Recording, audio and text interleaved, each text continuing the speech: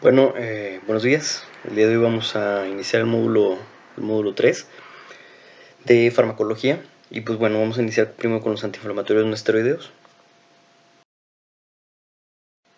Y pues el contenido de esta presentación básicamente va a tener las características farmacológicas de estos medicamentos, la farmacocinética, farmacodinamia, donde va incluido su mecanismo de acción, los efectos adversos que se presentan con este tipo de medicamentos, cómo se clasifican, las principales características de estos desde el punto de vista bioquímico, vigilancias que se pueden requerir, que van a ir incluidas dentro de los efectos adversos, principales asociaciones de medicamentos o interacciones medicamentosas que pueden tener estos medicamentos, las principales indicaciones clínicas y su uso en la clínica y algunas o posibles contraindicaciones.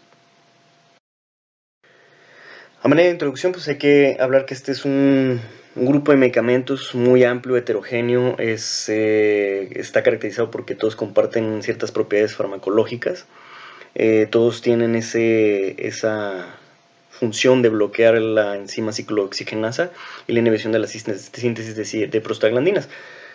Son ácidos orgánicos la mayoría de ellos, y pues tienen la característica que va a tener un efecto analgésico, antiinflamatorio, antipirético y antiagregante. Y bueno, a manera de historia, pues bueno, el uso de los salicilatos o de esta propiedad del bloqueo de la ciclooxigenasa ya se usaba desde hace mucho tiempo, obviamente en ese entonces de manera empírica, pero ya desde el año, o hace más de 3500 años, en el Antiguo Egipto, en el papiro de Ebers ya se hablaba del uso de ciertas raíces que actualmente conocemos y que sabemos que tienen ese componente de salicilatos. Se utilizaban como medicamentos antiinflamatorios, analgésicos, antipiréticos. En la antigua Grecia, Hipócrates ya usaba también el jugo de álamo como un tratamiento para la inflamación y el dolor. Y así como la medicina tradicional china, que también tiene una amplia gama de raíces y botánica, en donde se utilizaba esta propiedad de analgesia y antiinflamatorio. Y pues la primera descripción moderna que se tiene acerca de las aplicaciones terapéuticas de las plantas fue dada por el reverendo Edward Stone, quien habló sobre la corteza de sauce como manejo con ciertas características o propiedades antiinflamatorias y analgésicas, esto hacia el año de 1763, lo que fue haciendo que se fueran tratando de sintetizar o buscar cuál era la situación o el componente que estaba ayudando a esto, cosa que se descubrió hasta 1929. Sin embargo, ya en 1860 se logró sintetizar el ácido salicílico. Este en su momento tenía un sabor muy amargo y fue lo que pues obligó al químico Felix Hoffmann del laboratorio de Bayern a sintetizar el ácido acetilsalicílico, la conocida aspirina, el AINE pues, prototipo, de donde empezó a surgir el resto de los AINES, esto hacia el año de 1899. Y pues a partir de ahí se empezaron a empezar a sintetizar más AINES, distintos tipos de AINES. A la actualidad ya tenemos más de 20 AINES en el mercado con diferentes propiedades, algunos combinados. Ya tenemos los selectivos de la COX-2. Y pues bueno, ya ahorita tenemos una gran gama de tratamientos, ya sabemos cuál es el mecanismo por el que actúan, aunque aún hay ciertos mecanismos que no estamos muy seguros de cómo funcionan al respecto de los antiinflamatorios no esteroideos y que todavía faltan algunas cosas que delucidar al respecto. En cuanto a las propiedades farmacológicas de estos medicamentos, pues bueno, tenemos que su principal función es por la inhibición de la ciclooxigenasa 1 y ciclooxigenasa 2, bloqueando la síntesis o la vía más bien del ácido araquidónico, bloqueando la síntesis de prostaglandinas. Esto lo hacen precisamente el ácido acetilsalicílico como un competidor covalente irreversible de la enzima ciclooxigenasa, mientras que el resto de los AINES son inhibidores competitivos. Los efectos, también hay ciertos efectos no asociados al bloqueo de la ciclooxigenasa que se han encontrado como posibles efectores también de sus propiedades. Aunque todos estos efectos se han visto más bien en estudios in vitro, no se ha corroborado que realmente tengan una verdadera expresión in vivo, pero se habla de que también tienen cierta inhibición de la fosfodiesterasa asociada al AMP cíclico. También se ha visto que tienen inhibición in vitro del factor nuclear kappa B. También se ha visto que tienen cierta efecto, cierta acción sobre la reducción de los radicales libres, la producción de superóxido y de las especies reactivas de oxígeno por parte de polimorfonucleares, etc. Y también se ha visto que tienen cierto efecto sobre la regulación del ciclo celular, apoptosis y antiangiogenia. Esto sobre todo por los COX-2, y esto que ha tenido mucha relevancia por ciertos estudios que han estado saliendo, que han empezado a buscar cierto efecto de, de protección contra el cáncer o de prevención del cáncer por parte de este tipo de medicamentos. Y tenemos que, dependiendo del bloqueo selectivo o no de la ciclooxigenasa, pues va a ser distinto. Por ejemplo, la COX-1, su regulación es constitutiva, mientras que la COX-2 es inducible.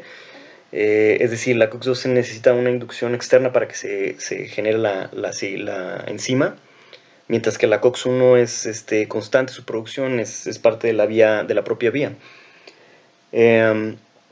El rango de expresión va entre 2 y 4 veces para la COX-1 y entre 10 a 80 veces por parte de la COX-2. La expresión en los tejidos de la COX-1 se presenta en la mayoría de los tejidos, en plaquetas, células endoteliales, estómago, músculo liso, riñón, etc. La COX-2 se va a ver presente o expresada sobre todo en próstata, testículos, corteza renal, sistema nervioso central, endotelio, sinoviocitos durante el proceso inflamatorio y folículos en momentos previos a la ovulación. Y puede expresarse en la mayoría de los tejidos, pero requiere esa estimulación, es decir, esa inducción por algunos factores de crecimiento, citocinas, hormonas, para que se pueda desarrollar. No tienen efecto glucocorticoide la COX-1, y en el caso de la COX-2 inhiben su expresión. Y bueno, el papel propuesto para la COX-1 es producción de prostaglandinas implicadas en los fenómenos autocrinos y paracrinos de la hemostasia, y la COX-2 producción de prostaglandinas implicadas en la inflamación, el crecimiento celular y la regulación de la ovulación.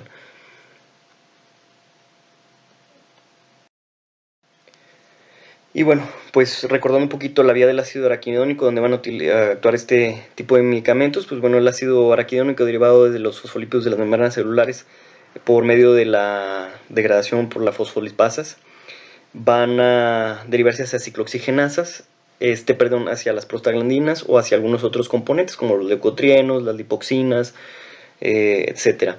Por la vía de la ciclooxigenasa, de la enzima ciclooxigenasa, se va a derivar del ácido araquidónico las prostaglandinas. De estas se van a dividir en prostaciclinas, tromboxanos y las prostaglandinas como tal. Todos estos con ciertos efectos biológicos muy importantes también para tomar en cuenta de los efectos, tanto sus efectos biológicos como mecanismo de acción, tanto como sus efectos secundarios o adversos a nivel de los diferentes tipos de tejidos y órganos.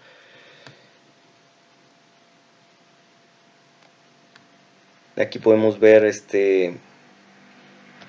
precisamente el punto de inhibición de la COX-1 y COX-2 de los diferentes signos, que es al nivel de la enzima, inhibiendo la producción de las prostaglandinas, de las prostaciclinas y de los tromboxanos.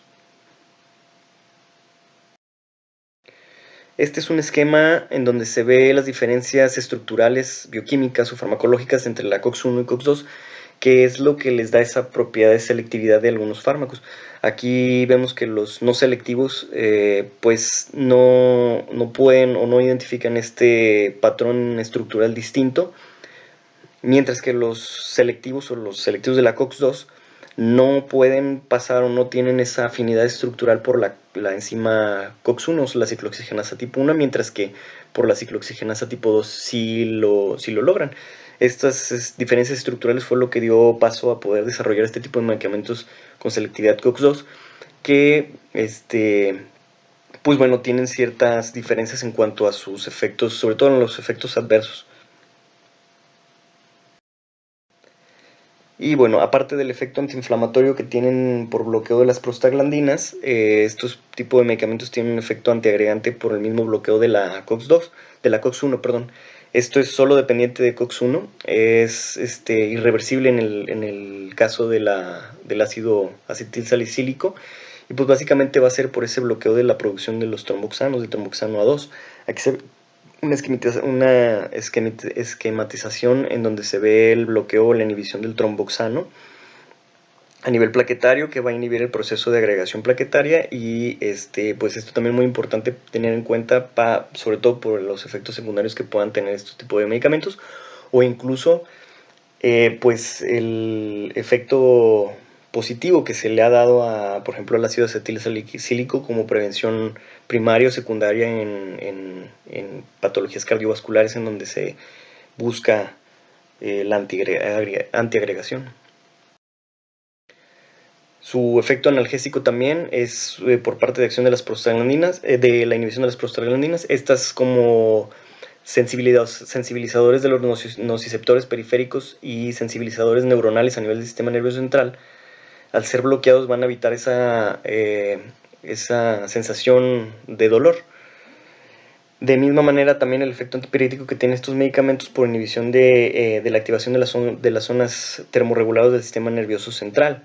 Por lo general las prostaglandinas son las que generan la fiebre, todo esto incitado o inducido por algunos pirógenos como la interleucina 1 sobre todo, interleucina 6, factor de necrosis tumoral alfa o los interferón alfa, que van a favorecer la producción de prostaglandinas y van a actuar sobre el hipotálamo en el núcleo preóptico, en donde se va a incrementar la temperatura. Al bloquear este punto, precisamente aquí donde está la cruz de la producción de las prostaglandinas, pues es como se va a evitar el efecto pirético de estas.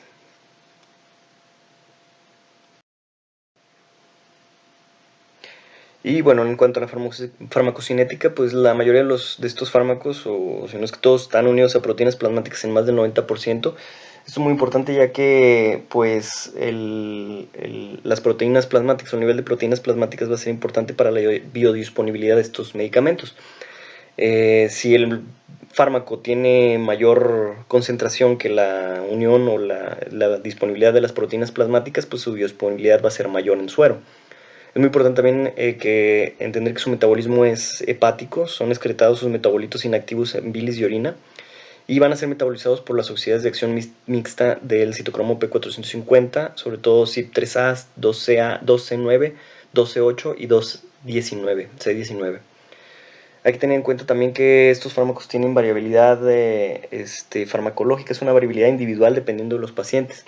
Pacientes que tienen enfermedad hepática, pacientes que tienen enfermedad renal crónica o algún problema metabólico o nutricional, van a ver alterada la biodisponibilidad de estos medicamentos o estos fármacos, o su metabolismo a nivel hepático o su excreción a nivel renal. Eso es muy importante tener en cuenta para su manejo en este tipo de pacientes, ya que pues, los efectos van a ser distintos y también obviamente sus efectos adversos pues, se pueden ver incrementados. Hay también descritos varios polimorfismos de las secuencias genéticas de estas enzimas del citocromo, que pueden tener cierta predisposición o variabilidad de individuo a individuo de que la biodisponibilidad de estos fármacos sea distinta. Y bueno, pues básicamente de eso se trata la farmacocinética de los AINES. Hablando de los efectos secundarios y la vigilancia que se tiene que tener al respecto con estos medicamentos, pues bueno, los principales factores asociados a los efectos adversos van a ser la dosis y el tiempo de uso de los AINES, las interacciones con otros medicamentos que pueden aumentar o disminuir su efecto, o las comorbilidades, como lo venimos hablando, si el paciente ya es un paciente hepatópata, un paciente renal, o que ya tiene cierto compromiso cardiovascular, pues los efectos secundarios se van a ver incrementados o aumentados. Los principales efectos secundarios están listados aquí en este cuadro. Aquí podemos ver cómo pues vamos a tener múltiples efectos secundarios a diferentes niveles. Los principales son los efectos gastrointestinales, renales y cardiovasculares. También se habla de ciertos efectos secundarios a nivel hepático, efectos de anafilaxia, alergia, a nivel pulmonar, ciertos efectos hematológicos. Se ha visto cierta relación con la malignidad, algunos efectos neurológicos, efectos en piel, y pues algunas poblaciones especiales como pacientes geriátricos o pacientes embarazadas, en donde el manejo con estos puede tener ciertos asegúnes. Empezando por los efectos adversos gastrointestinales, pues estos se van a dar por dos vías. Uno es el efecto directo, el efecto tópico de estos medicamentos sobre el epitelio gástrico. Esta va a ser una lesión epitelial directa en relación a la constante disociación de estos medicamentos. Es decir, estos medicamentos son ácidos y no van a ionizarse cuando entran en contacto con el ácido del estómago. Van a absorberse por las células del epitelio gástrico, y en ese pH neutro en el que se van a encontrar en ese momento se van a ionizar y van a generar un daño directo sobre las células del epitelio gástrico. Se sabe que este no es el efecto principal. Se sabe que si bien contribuye, no es el principal efecto o la principal causa de las manifestaciones adversas gastrointestinales. Esto es muy importante porque pues sabemos que no se necesita que sea un tratamiento bioral para que genere los efectos adversos gastrointestinales. Realmente el efecto sistémico que producen estos medicamentos es el que va a generar los principales problemas, que es precisamente por la inhibición de la ciclooxigenasa 1 y la inhibición de la producción de prostaglandinas. Las prostaglandinas van a tener un efecto protector en la mucosa gástrica por producción del moco, producción de bicarbonato y neutralización del ácido estomacal. También van a tener cierto efecto por la disminución de la síntesis de óxido nítrico, van a generar también vasoconstricción, alteraciones vasculares en la mucosa gástrica que van a generar muerte celular. También se ha visto que tienen cierta interferencia con los factores que median la restitución epitelial y la protección adaptativa, es decir, afectan la manera en la que el epitelio se reconstituye. Y también se ha visto cierta asociación, aunque no está bien dilucidada y no está todavía bien entendida, su asociación con infección con Helicobacter pylori. Sin embargo, pues sí se ha visto que estos pacientes pueden tener más predisposición a úlceras y sangrado tubo digestivo. Aquí vemos un cuadro donde se ven algunas estrategias de la reducción de los efectos gastrointestinales adversos. Tenemos pacientes en los que se pueden catalogar como de riesgo bajo, sobre todo cuando tienen unos factores. Los principales factores utilizados en que presentan este tipo de pacientes para desarrollo de efectos adversos gastrointestinales son pacientes mayores de 65 años, dosis altas de los medicamentos, historia ya previa ya de úlceras, ya sea duodenales o gástricas, el uso concomitante de aspirina con algún otro AINE, el uso de corticosteroides junto con los AINES o el uso de anticoagulantes. De acuerdo a estos, teniendo dos, se considera como de moderado riesgo. Si el riesgo es bajo, es decir, que no tiene factor de riesgo, se puede hacer el uso intermitente de los AINES y tratar siempre de utilizar las dosis más bajas de AINES. Si ya tiene moderado riesgo, entonces se puede usar el uso intermitente de los AINES más los inhibidores de bomba de protones, más misoprostol, o dosis altas de los inhibidores de la histamina 2 o la ranitidina. Si tienen riesgo alto, es decir, más de dos factores de riesgo de los previos, o que tenga una historia reciente de úlcera complicada, pues entonces se debe de preferir por un tratamiento alternativo, que no sea por AINES, o el uso de medicamentos selectivos de la COX-2, más los inhibidores de bomba de protones o más misoprostol. Y si es un paciente que tiene infección por Helicobacter pylori, se debe de dar tratamiento de erradicación de la infección para evitar esta predisposición a las úlceras. Y bueno, pues aquí vemos una esquematización de los efectos adversos gastrointestinales. Vemos cómo los AINES van a tener un efecto local sobre la mucosa, un daño de la mucosa gástrica, una ruptura de la mucosa que va a generar las úlceras. Esta ruptura o destrucción celular va a generar que el ácido propio del estómago vaya a generar más daño. Daño incluso a nivel más profundo en los vasos sanguíneos, lo que va a generar el sangrado. alteraciones por el efecto sistémico del bloqueo de la ciclooxigenasa, disminución de prostaglandinas, disminución de la proliferación celular a nivel de la mucosa gástrica, disminución de la secreción de bicarbonato y de moco, y por lo tanto pues el daño directo, ¿de acuerdo? Y pues la asociación siempre de esa infección con Helicobacter pylori que puede generar el daño a mucosa y la predisposición a úlceras y sangrado de tubo digestivo.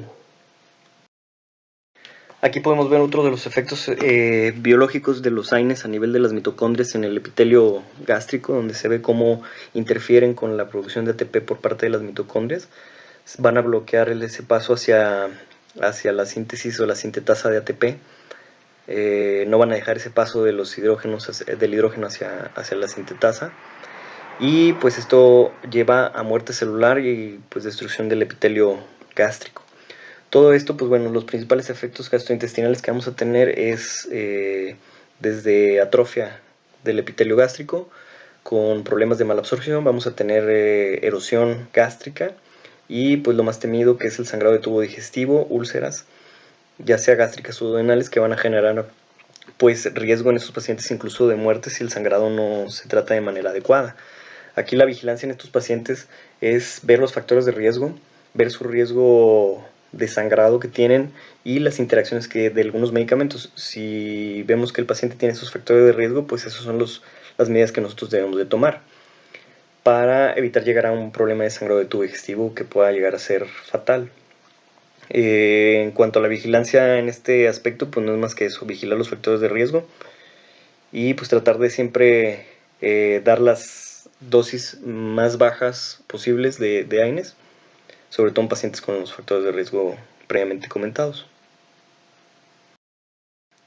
A nivel renal, pues bueno, se sabe que estos efectos se presentan hasta en un 5% de los pacientes que consumen AINES, y pues se va a presentar de muchas maneras. La principal es la lesión renal aguda, aunque también puede presentarse como una nefritis intersticial aguda, que puede llegar a ser una nefritis tubulointersticial crónica. Se puede presentar también como síndrome nefrótico, necrosis papilar aguda, o como desórdenes hidroelectrolíticos aislados, como puede ser hiponatremia, puede ser hipercalemia por una acidosis tubular renal tipo 4. Aquí podemos ver en este esquema la vía el mecanismo de acción de los efectos adversos renales, sobre todo hablando de la lesión renal aguda, en donde la vasodilatación de las prostaglandinas va a generar un adecuado filtrado glomerular en un paciente con un riñón normal. Al bloquear las prostaglandinas se va a inhibir esta vasodilatación de la arteriola aferente, lo que va a disminuir el filtrado glomerular y por la inhibición por los AINES. Aquí también los COX-2 tienen ese factor de inhibición a este nivel, a nivel renal, por lo cual los efectos también se van a ver con este tipo de medicamentos, y pues de esta manera van a generar una lesión renal de tipo agudo, una lesión renal prerrenal, que incluso si se perpetúa por mucho tiempo puede llegar incluso a una necrosis tubular aguda.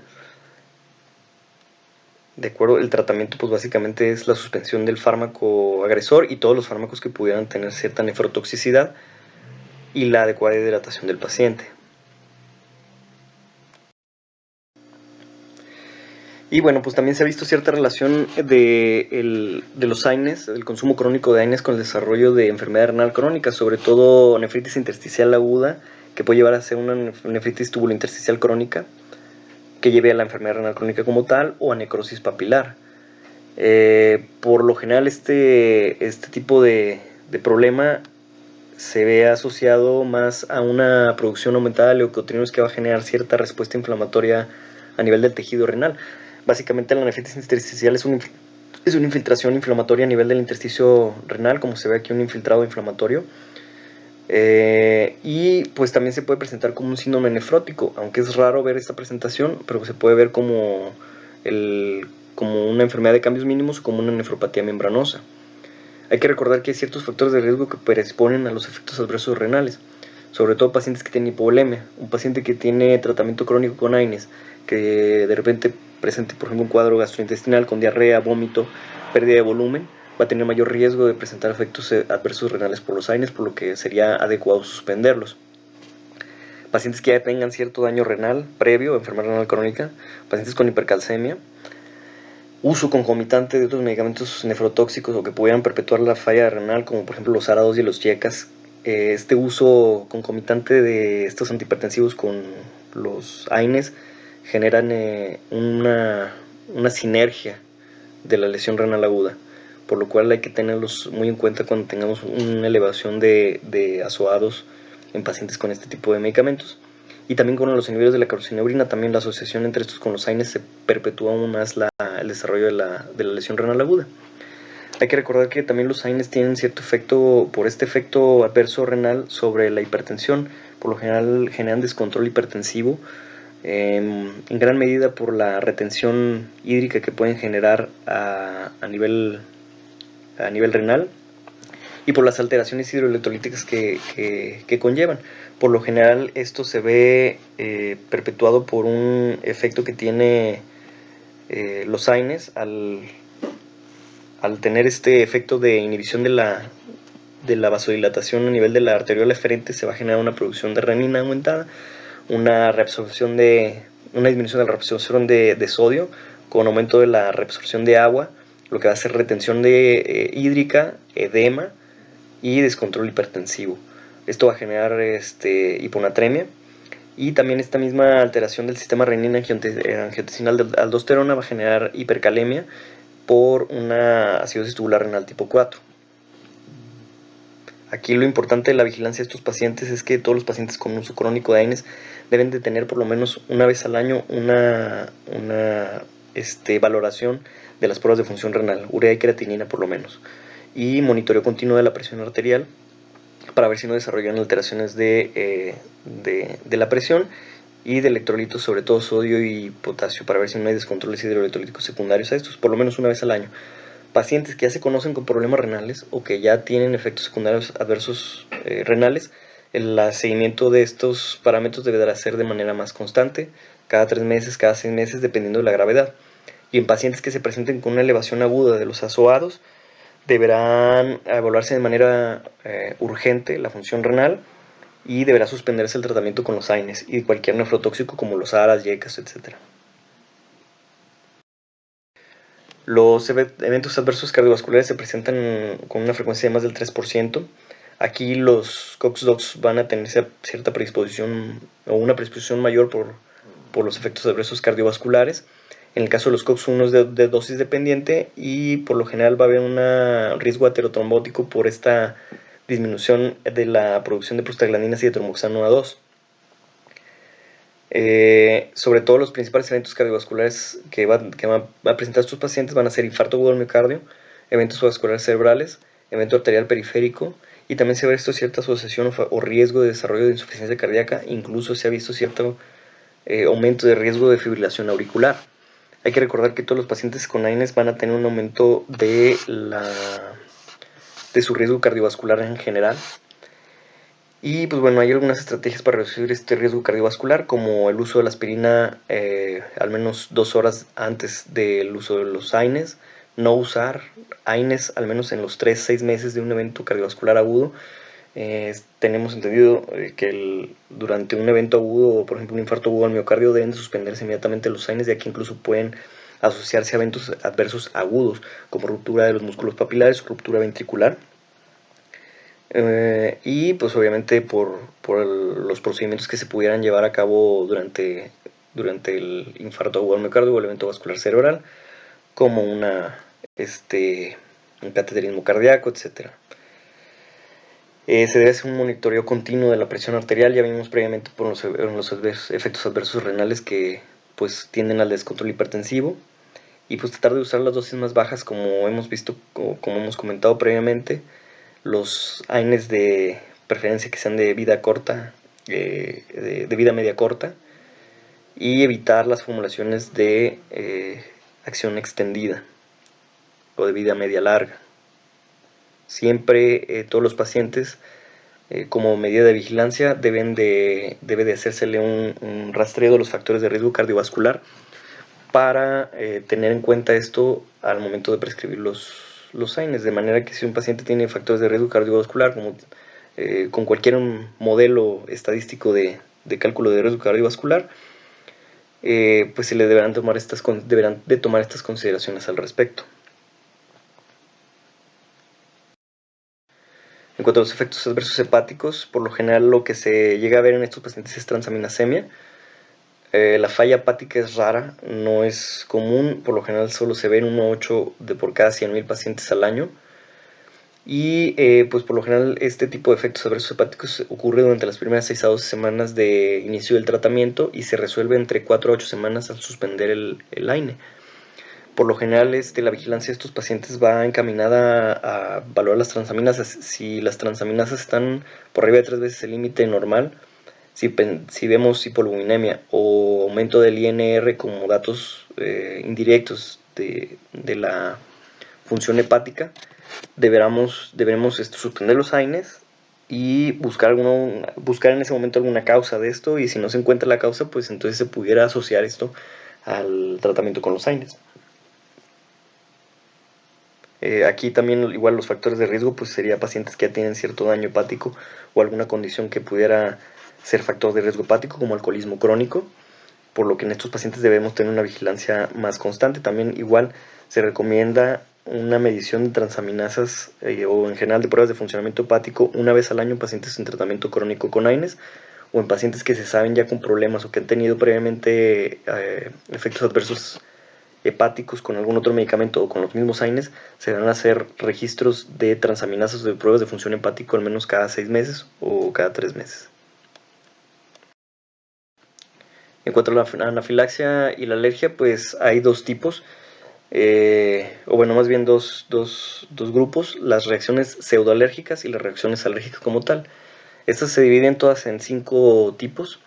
Y bueno, las reacciones pseudoalérgicas básicamente son secundarias a la inhibición de la propia COX-1, no son un efecto de reacción de hipersensibilidad como tal. Se sabe que el bloqueo de las prostaglandinas de la COX-1 va a generar este tipo de reacción pseudoalérgica del tipo 1, tipo 2, tipo 3 y tipo 4. La tipo 1 es una reacción de asma rinosinusitis, perdón. La tipo 2 va a dar un tipo urticaria angioedema en pacientes ya con urticaria crónica. La tipo 3 es una urticaria angioedema en pacientes que no tenían previamente urticaria. Y la tipo 4, que es una mezcla entre estas: urticaria, asma, rinosinusitis, angioedema. Las alérgicas como tal son mediadas por IgE, es una reacción de hipersensibilidad de tipo 1.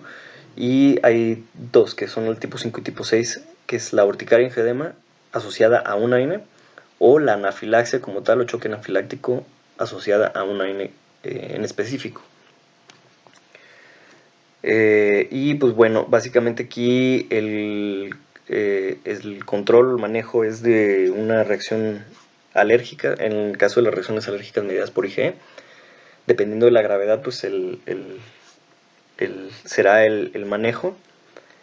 Y evidentemente pues la suspensión del tratamiento. En algunos casos en los que se requiera el uso crónico de los AINES y que sea necesario, se pueden usar terapias de sensibilización para poder utilizar los fármacos.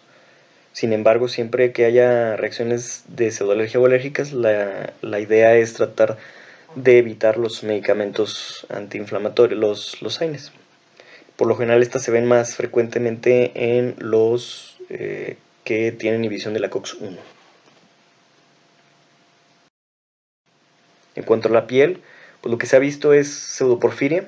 También se ha visto cierta relación de los AINES con el desarrollo de necrosis epidérmica tóxica o también síndrome de Steven-Johnson, sobre todo con los oxicams, como el piroxicam. Y se sabe que es una inducción de la respuesta inmune por parte de los medicamentos, de los AINES, de activación de la respuesta inflamatoria citotóxica por parte del complejo mayor de histocompatibilidad tipo 1, que va dirigida sobre los queratinocitos. Esto puede ser por otros medicamentos, pero los AINES están bien asociados a esto, por lo cual deben de suspenderse inmediatamente.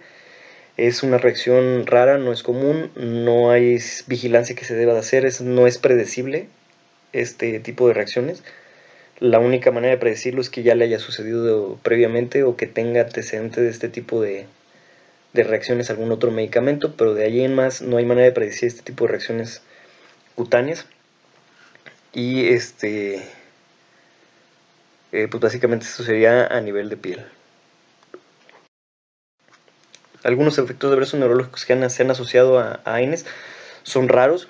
Se ha visto asociación de meningitis aséptica, sobre todo pacientes con lupus, y sobre todo cuando están en tratamiento con AINES propiónicos. También se ha visto psicosis, sobre todo en pacientes geriátricos, pacientes ancianos o pacientes que ya tienen alguna alteración eh, mental previa. Disfunción cognitiva, y también se ha visto asociación a tinnitus e hipoacusia, sobre todo con los salicilatos. Y se han visto también ciertas manifestaciones oculares por depósitos de cristales en la córnea.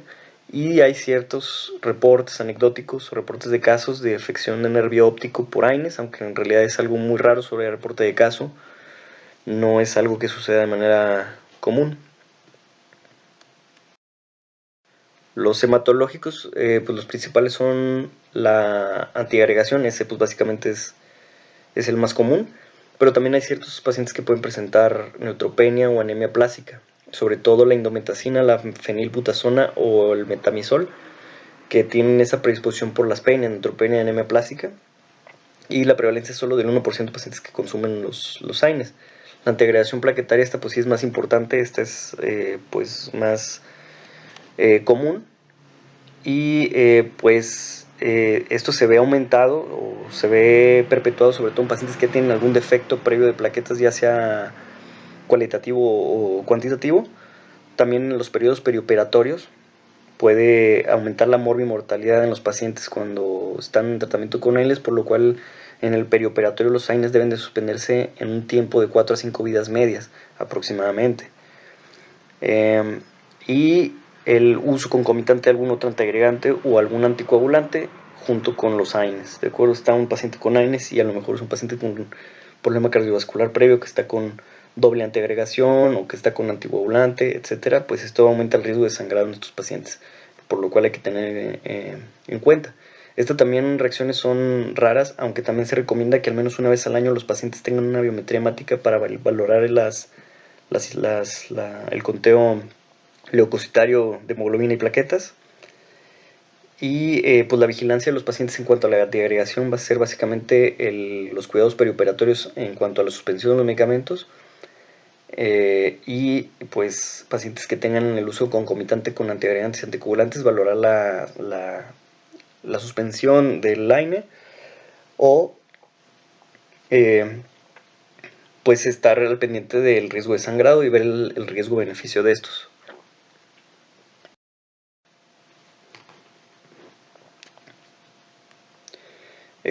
También se han visto ciertos efectos adversos pulmonares como el broncoespasmo, que también se conoce como enfermedad respiratoria exacerbada por aspirina, también esto por el bloqueo de las prostaglandinas, que van a generar la vasoconstricción o van a evitar la vasodilatación, la broncodilatación. Y también se ha visto ciertos infiltrados pulmonares con eosinofila en algunos pacientes, aunque también estos son reportes de caso. Y pues cierta asociación que se ha encontrado de los AINES con malignidad, en algunos casos una asociación positiva, en otros una asociación negativa. Se ha visto cierta asociación con algunos tipos como el colorectal, el de próstata, cáncer de mama, cáncer renal, cáncer del epitelio vesical. Los estudios no son concluyentes al respecto y no hay mecanismos bien establecidos que nos digan cuál pudiera ser el papel o el rol de estos medicamentos. Como ya habíamos visto, tienen cierto efecto en el ciclo celular y en la apoptosis, etcétera, y se han estudiado como parte de prevención de cáncer, como por ejemplo el cáncer colorectal. Se ha visto cierta asociación de la prevención del mismo. No hay estudios concluyentes y no está establecido la terapia con AINES como prevención del cáncer, pero pues los estudios están corriendo al respecto y pues sería cosa de ver que pudiera ir saliendo al respecto.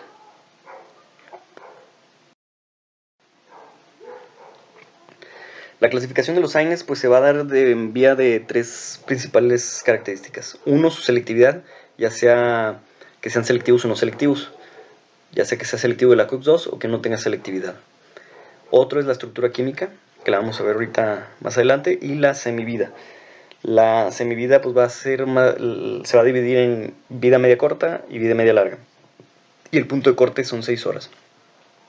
Aquí vemos los de vida media corta, como por ejemplo el ácido acetilsalicílico, la indometacina, el diclofenaco, ibuprofeno, ketoprofeno y los de vida media larga, como son el sulindaco, el naproxeno, el peroxicam, el meloxicam y los selectivos de la COX-2, que es el celecoxib, etoricoxib y lumecoxib. Aquí vemos la clasificación química o bioquímica de los AINES. Básicamente los vamos a dividir en ácidos carboxílicos y ácidos enólicos y los componentes no ácidos. Los no ácidos es la nabumetona. De los ácidos carboxílicos se dividen los ácidos salicílicos. De ahí está el ácido acetilsalicílico, etc. Los ácidos acéticos, en donde está el diclofenaco, que se divide como ácido fenilacético, y los carbo y heterocíclicos, que es en donde está la indometacina, el sulindaco, el ketorolaco, etc. Los ácidos propiónicos, donde está el ketoprofeno, el ibuprofeno, el naproxeno, el fenoprofeno. Los fenámicos, donde está la mefenamica. De los ácidos enólicos, las pirazalonas, que es la fenilbutasona, y los oxicams, que es el piroxicam y el meloxicam. Y abajo tenemos acá la división como selectividad del COX-2, donde se ve la selectividad de los inhibidores de la COX-2 como el celecoxib y etoricoxib. Aquí vamos a ver algunas características bioquímicas. Son moléculas liposolubles, la mayoría con un ácido carboxilo. Son ácidos orgánicos, tienen un bajo pK, que es la constante de disociación. Esto va a facilitar su permanencia en el tejido inflamado. Y tienen cierta persistencia en el líquido sinovial, es decir, su biodisponibilidad en líquido sinovial es mayor a la biodisponibilidad sérica.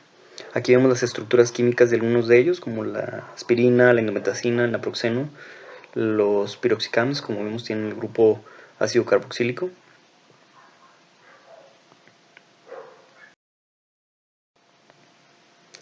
Y bueno, aquí vamos a ver una tabla de las constantes de disociación de los diferentes tipos de AINES. Aquí vamos a ver cómo se ve, entre mayor sea la constante de disociación, mayor la facilidad o la predisposición de estos fármacos al paso de la mucosa del ácido gastrointestinal y favorecer los efectos gastrointestinales adversos. Y esto también pues va en relación a la facilidad que tienen a irse hacia el tejido inflamado. Y bueno, es otra de sus características bioquímicas importantes.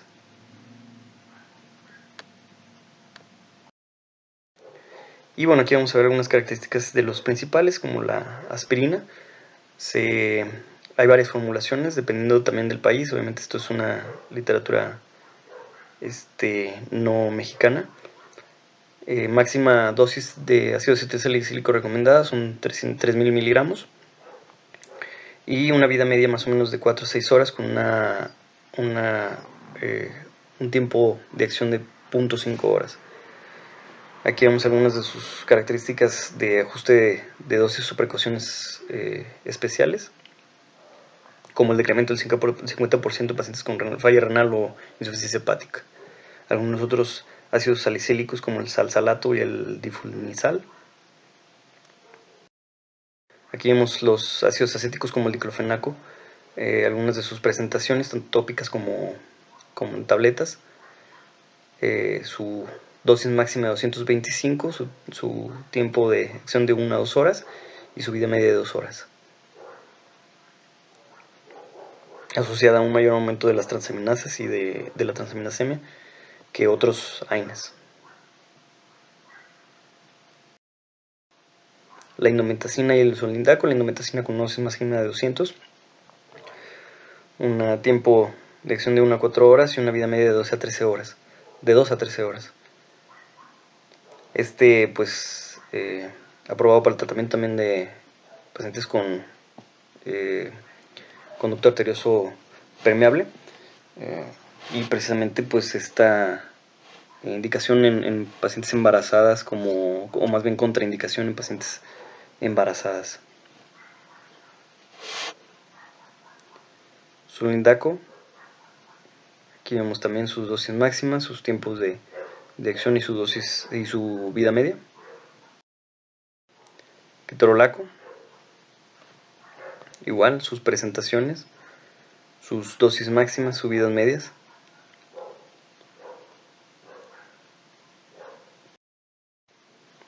De los ácidos propiónicos, el ibuprofeno, naproxeno.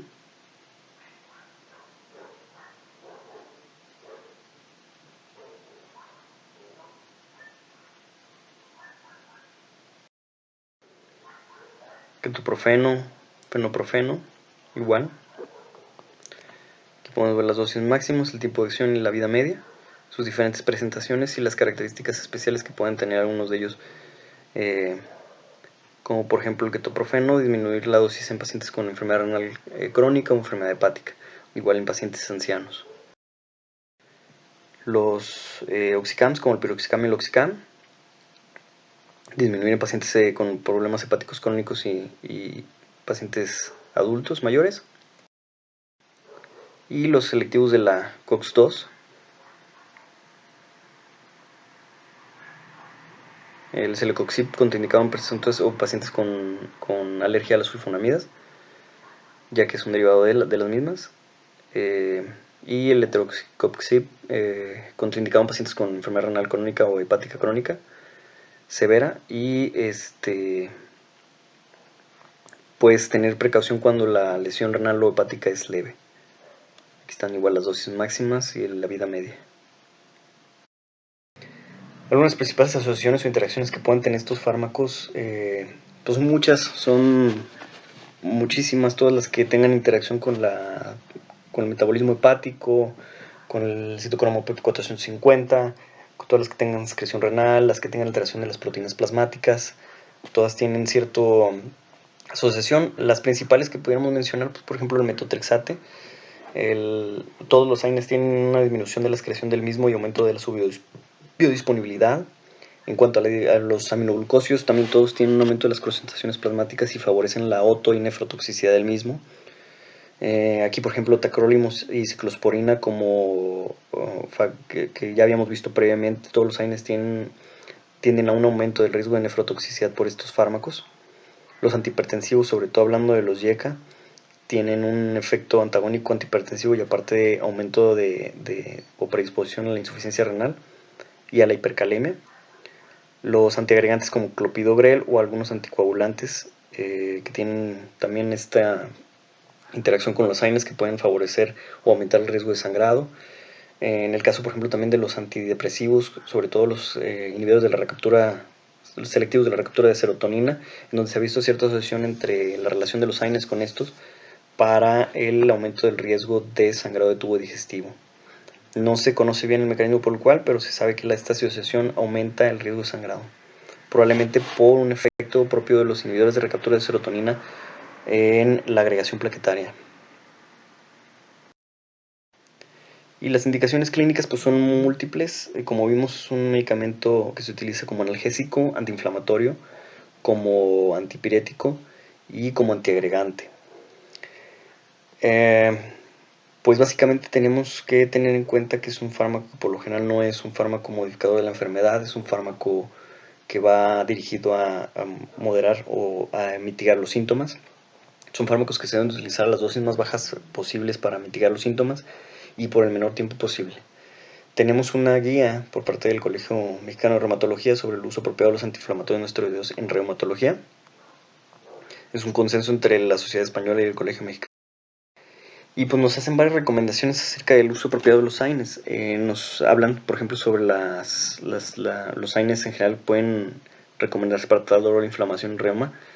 Debe de siempre tener en cuenta la variabilidad que habíamos comentado previamente, esa variabilidad individual, por lo que debemos individualizar el tratamiento de los AINES. Hay pacientes a los que les puede funcionar más uno u otro y es totalmente impredecible cómo va a ser esto. No es recomendable usar dos juntos. No se ha visto que incremente esto la eficacia y aumenta los efectos adversos. No se recomienda ningún AINE sobre otro en realidad. No hay uno que se pudiera decir que es más seguro, no hay uno que se pudiera decir que es mejor que otro. Tiene que ser siempre de manera individual, como habíamos hablado previamente. Solo la vía tópica es menos eficaz que la oral, eso sí.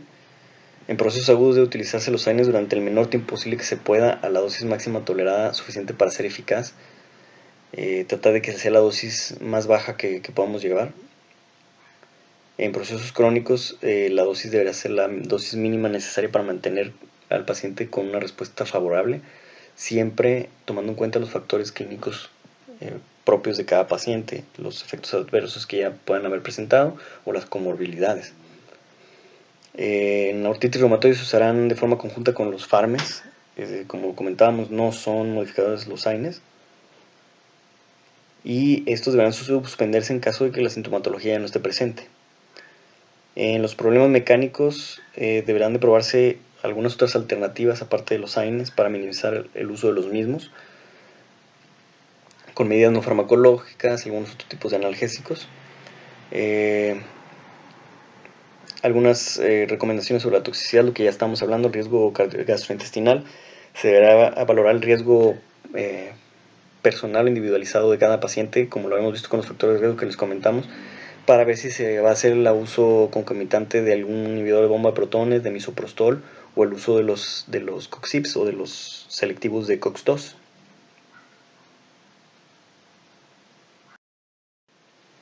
En cuanto al riesgo cardiovascular, lo mismo que ya habíamos comentado, los pacientes con riesgo cardiovascular deberá evitarse los AINES, sobre todo cuando se presente en un proceso agudo. En pacientes con insuficiencia cardíaca congestiva, edema o hipertensión arterial no controlada deberán restringirse los AINES de preferencia. No hay una contraindicación como tal a los mismos, pero deberá de controlarse adecuadamente estos factores previo al uso de los AINES.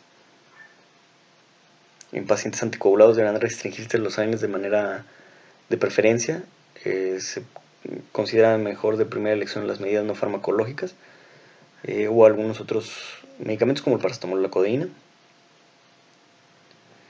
En pacientes con riesgo renal debe restringirse el uso de los AINES de preferencia. En pacientes con enfermedad hepática los AINES deberán ser utilizados a la dosis mínima necesaria por el menor tiempo posible y determinando las enzimas hepáticas de manera constante. En pacientes con insuficiencia hepática grave el uso está contraindicado. En pacientes con antecedentes de hipersensibilidad a los AINES también se deberá tener precaución al momento de prescribirlos, igual que los pacientes asmáticos o cuando hay antecedentes ya de alergias a los mismos. En procesos hemáticos los AINES deben ser utilizados a la dosis mínima que sea necesaria para mitigar los síntomas y estar haciendo una vigilancia de la biometría hemática de las citopenias. Y en pacientes con lupus se va a considerar la aparición de meningitis séptica, sobre todo con los propiónicos, como es el ibuprofeno, en relación con el uso de los AINES. Aquí vemos un algoritmo que es el que viene en la guía, está bastante práctico, me parece bastante bueno. Aquí pues lo maneja pues también ir en manera de diagrama si el paciente tiene factores de riesgo gastrointestinal, pues hacia qué dirigirse o en quiénes evitar. Cuando tiene factores de riesgo cardiovascular, lo mismo, si es riesgo alto, intermedio, bajo, intermedio o alto, igual lo mismo. Si está anticoagulado o no, si hay factores de riesgo renal, pacientes con cirrosis hepática, en alteraciones hemáticas, etc. Y aquí viene si es un proceso agudo, el menor tiempo posible con la dosis máxima tolerada eficaz. Procesos crónicos, pues la dosis mínima que mitigue los síntomas. Sobre todo si es un proceso mecánico, pues se aconseja probar algún otro tipo de tratamiento. Algunas contraindicaciones para los AINES pues son pacientes con cirrosis hepática o insuficiencia hepática aguda. Ahí se debe de suspender o se deben de evitar los AINES de manera, o están contraindicados. Pacientes con riesgo de desarrollo de enfermedad renal se deberán evitar para evitar la progresión de la misma. Si el paciente ya tiene enfermedad renal crónica y ya está en tratamiento sustitutivo, ya no es una contraindicación como tal el uso de los AINES, es más bien para evitar la progresión a llegar a eso. En evento cardiovascular agudo, es decir, un infarto agudo del miocardio, deberán suspenderse y evitarse, están contraindicados en el evento cardiovascular agudo. En riesgo alto de sangrado, sobre todo cuando hay pacientes que están anticoagulados con doble integración plaquetaria, con un riesgo alto de sangrado, deberán evitarse los AINES. en el tercer trimestre del embarazo, también por el cierre del conducto arterioso, y siempre deberá valorarse el riesgo-beneficio según las características individuales de cada paciente, los riesgos cardiovasculares, la edad, alteraciones metabólicas, insuficiencias orgánicas, alteraciones nutricionales y la polifarmacia que pueda tener estos pacientes, que pueda generar esa interacción entre algunos medicamentos. Y siempre que es algo que se van a utilizar de manera crónica, utilizar la menor dosis posible durante el menor tiempo posible. La idea aquí es que pues no son fármacos inocuos, tienen muchos efectos adversos y hay que siempre tratar de evitarlos en la manera de lo posible. Son medicamentos que se utilizan desde hace mucho tiempo. Desde la antigüedad se utilizaban de manera empírica raíces que tenían estos componentes. Son medicamentos que pues sirven mucho y tienen un impacto bastante importante sobre los pacientes, porque pues van a quitar lo que principalmente aqueja a los pacientes, que es el dolor, la inflamación, la fiebre. Es decir, van a bloquear la mayoría de los síntomas o los principales síntomas de la mayoría de las enfermedades. Por lo tanto, son medicamentos muy usados no nada más en reumatología, pues prácticamente todas las especialidades en general en la medicina se utilizan eh, pues de manera indiscriminada. Pues sus propiedades están dadas sobre todo por el bloqueo de la ciclooxigenasa y la inhibición de la vía del ácido araquidónico para la producción de prostaglandinas y tromboxanos y prostaciclinas. Su uso debe ser racional siempre en busca del mayor beneficio versus el riesgo. Siempre hay que optar por la menor dosis y el menor tiempo de duración de estos fármacos en medida de lo posible, ya que no son fármacos inocuos, tienen sus efectos adversos y siempre deberán individualizarse sus indicaciones, como ya lo vimos. Y pues tener en cuenta que son fármacos que mitigan los síntomas, no modifican la enfermedad, por lo que deberán utilizarse solo para mitigar los síntomas mientras estamos actuando sobre la enfermedad de base, sobre la modificación como tal de la enfermedad. Y hay que tener en cuenta que pues, son fármacos que se utilizan, pues son libres, de venta libre, por lo general son medicamentos que la gente utiliza mucho como automedicación. Y pues que hay que tener o hay que educar a los pacientes que pues son fármacos que tienen ciertos efectos y que deben de ellos también de tener responsabilidad al momento de consumirlos, y enseñarles cómo es que deben de ellos utilizar este tipo de fármacos y no utilizarlos de manera indiscriminada. Muchas gracias.